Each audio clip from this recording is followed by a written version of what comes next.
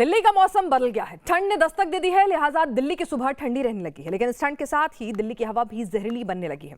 Delhi NCR के कई इलाकों में वायु गुणवत्ता सूचकांक यानी एयर क्वालिटी इंडेक्स में जबरदस्त बदलाव आ गया है और ये संतोषजनक से खराब स्थिति में पहुंच गया है। अक्टूबर के अभी 14 दिन ही बीते हैं और इतने में ही AQI के जो डेटा आ रहे हैं वो डराने वाले हैं, चौंकाने वाले हैं। AQI के इंडेक्स के मुताबिक दिल्ली वालों की टेंशन भी बढ़ गई है। हालांकि केंद्र समेत दिल्ली सरकार एक्शन में है और इस समस्या का डर जस का तस बना हुआ है, क्योंकि जो भी 10 सूत्री कार्यक्रम बनाया गया था उस पर फॉलो हो रहा हो ऐसा लगता नहीं है।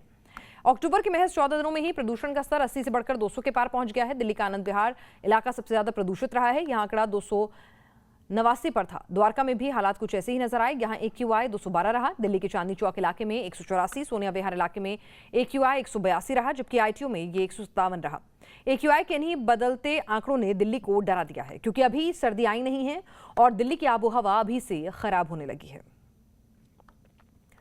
दिल्ली दुनिया के 10 सबसे प्रदूषित शहरों में से एक है। दुनिया भर में दिल्ली 10वां सबसे प्रदूषित शहर है। खासतौर पर अक्टूबर-नवंबर के महीने में तो दिल्ली के हालात और भी चिंताजनक बन जाते हैं।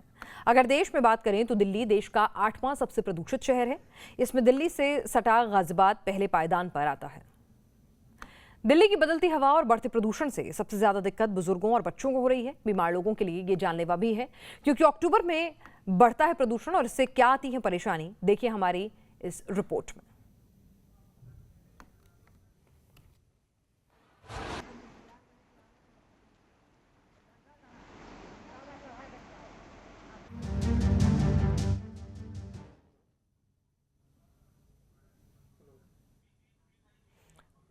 बता देना कि मुझे पैकेज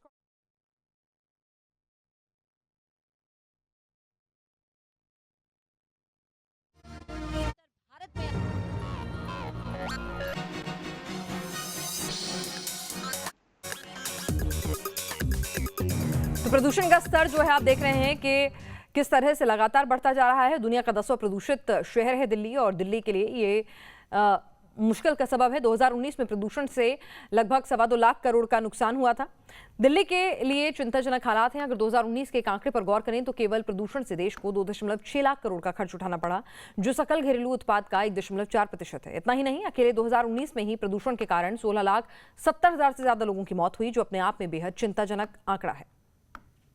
सवाल यह है कि आखिर दिल्ली में पोल्यूशन क्यों बढ़ रहा है, क्यों हर साल प्रदूषण का स्तर खतरनाक हो जाता है? तो इसकी 5 वजह सबसे बड़ी हैं। पहली वजह है गाड़ियों से निकलने वाला धुआं। दिल्ली में कुल 1.18 करोड़ से ज्यादा गाड़ियां हैं। हर साल इसमें इजाफा होता रहा है। दूसरी तरफ वजह है इंडस्ट्रियल धुआं, जिसकी तादाद भी सैकड़ों में है। तीसरी वजह है कोयला संयंत्रों से निकलने वाली गैस, जो बिजली उत्पादन के दौरान हवा में घुलकर उसे जहरीला बनाती है।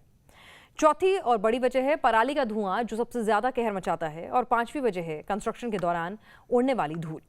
इन सब कारणों से दिल्ली में पोल्यूशन का स्तर खतरनाक हो जाता है, क्योंकि ठंड के समय में हवा जो है वो चलती नहीं है, तो उसकी वजह से भी पराली के कण जो हैं और ये तमाम जो पार्टिकल्स होते हैं खतरनाक, वो हवा में निचले स्तर पर ही रहते हैं, जो प्रदूषण को और भी ज्यादा घातक बना देते हैं।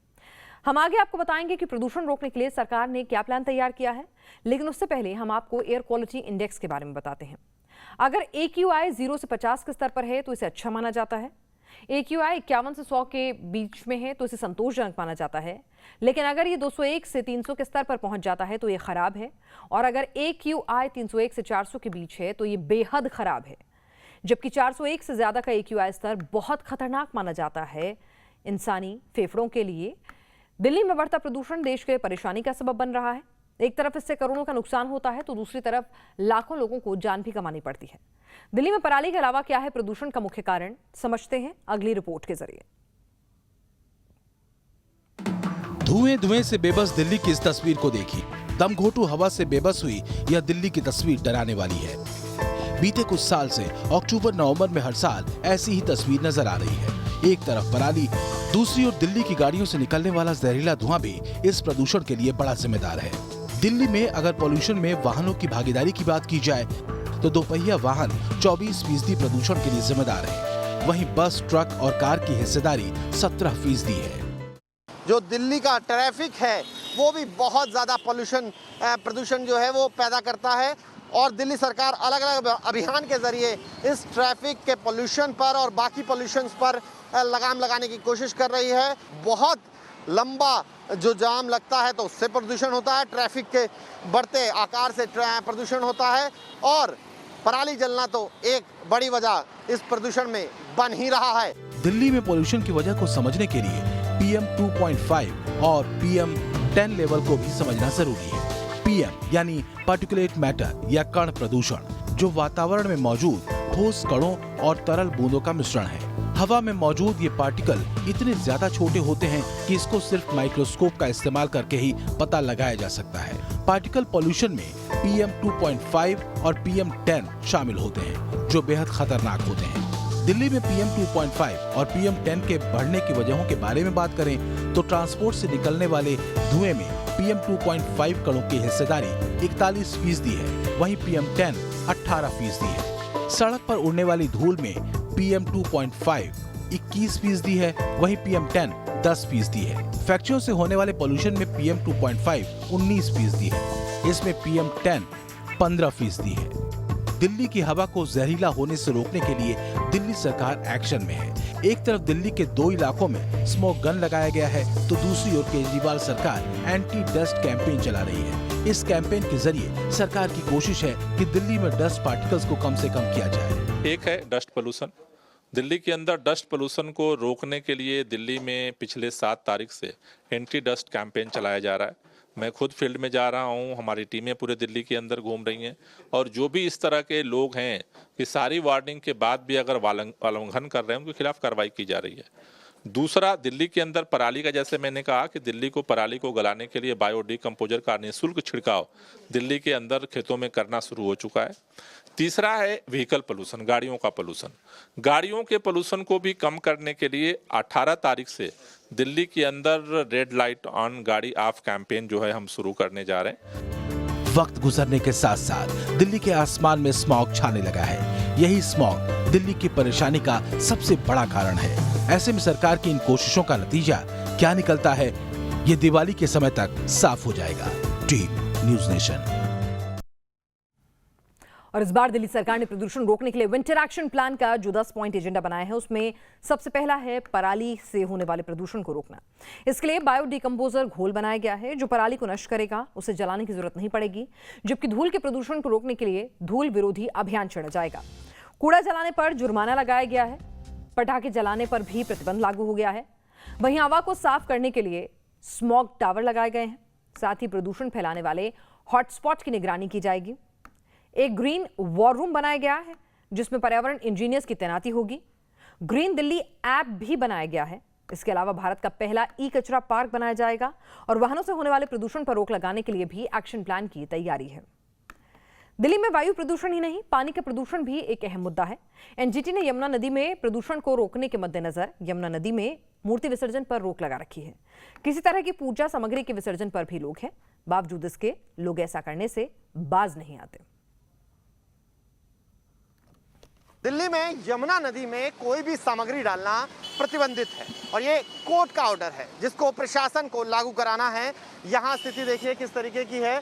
लोग लगातार आ रहे हैं और इसमें कुछ लोग यहाँ पर सामग्री डाल रहे हैं। उनसे बात कर लेते हैं। भैया, क्या आपको जानकारी नहीं है या क्या चक्कर? इतने सालों से तो प्रतिबंध है यहाँ पर कुछ भी डालने में, कुछ भी डालना नहीं, अलाउ नहीं है। आपसे पूछा था अभी? नहीं, हमसे पूछने से नहीं, आपको पता नहीं है कि आप आए हैं घर से सामान लेके आए हैं तो आपको पता ही होगा। चलो हम गलती मान लेते हैं।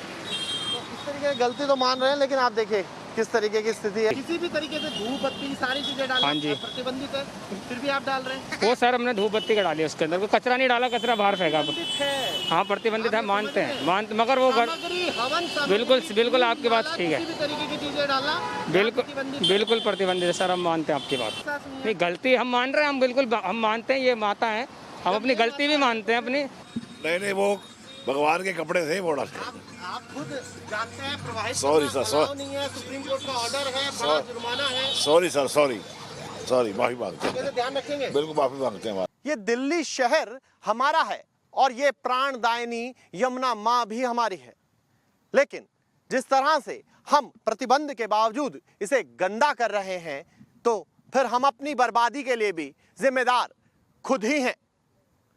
वीडियो जर्नलिस्ट जैनेंद्र शर्मा के साथ मोहित Bakshi, news nation, Delhi.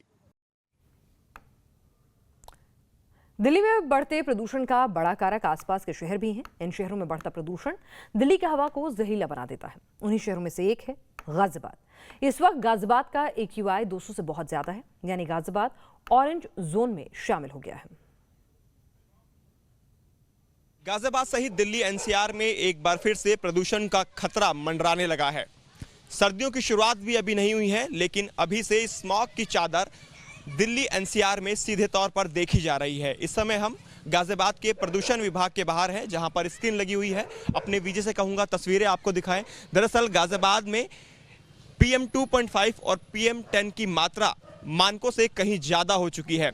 Central pollution control board के आंकड़ों की माने तो गाजियाबाद का एयर क्वालिटी इंडेक्स 223 दर्ज किया गया है, यानी गाजियाबाद ऑरेंज जोन में शामिल हो चुका है। अपने वीजे से कहूंगा तस्वीरें भी आपको दिखाएं। दरअसल ऊंची ऊंची इमारतों की तस्वीरें आप देखेंगे यहां से तो सीधे तौर पर जो स्मॉग की चादर है वो देखी जा सकती है। अभी से गाजियाबाद और दिल्ली NCR स्मॉग की चपेट में आना शुरू हो गया है। और रुक रहे हैं कुछ देर के लिए, जल्द लौटेंगे, आप बने रहिए न्यूज नेशन के संग।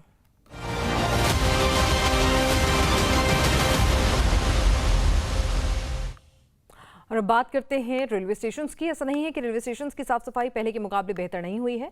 देश भर में रेलवे स्टेशन पर हालात पहले से काफी ज्यादा सुधरे हैं। कुछ रेलवे स्टेशंस ने तो साफ सफाई में बेहतरीन नजीर पेश की है। जरा देखिए कौन कौन से वो स्टेशन हैं जिन पर हिंदुस्तान साफ सफाई में फख्र महसूस करता है।